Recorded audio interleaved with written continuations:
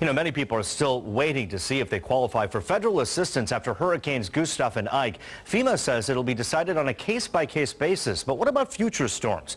We're joined now live on the phone by Senator Mary Landrieu. And Senator, it's always good talking to you. A very good afternoon to you. Thank you, Roop. Let's talk a little bit about what has happened here in the past few weeks. Obviously a hectic few weeks. Tell us what you're working on to help the victims of the storm right now.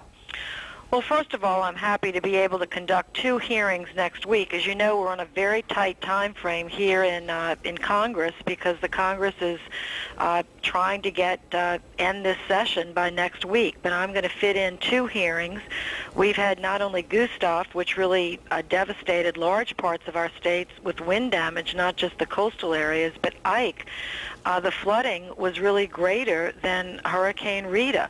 We have tremendous losses to agriculture throughout our state, both our cotton crops, sugarcane, and soybean, not to mention the disaster to the homes and businesses. So we're trying to get a supplemental appropriations passed for disaster victims. That will be for Louisiana, Texas, and a few other states, and particularly on our agriculture piece, which has really been overlooked.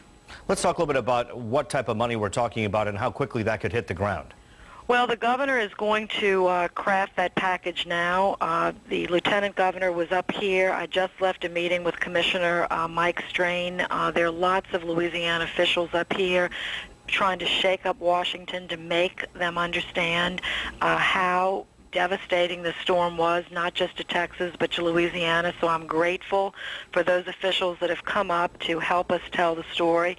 But we are going to fight for as many dollars as we can get to help our people. But there seems to be some difficulty with this administration understanding that the storm hit Louisiana as well as Texas.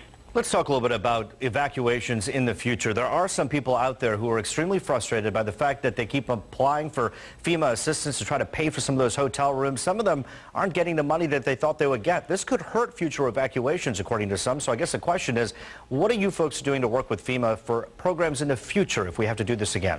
Well, first of all, we need to improve the way that we reimburse communities and individuals for evacuation. What we can do in the very short time, I don't know. It was only a few years ago that the federal government refused to assist states in evacuating at all. At least we got them to work with states to get the counterflow and contraflow done.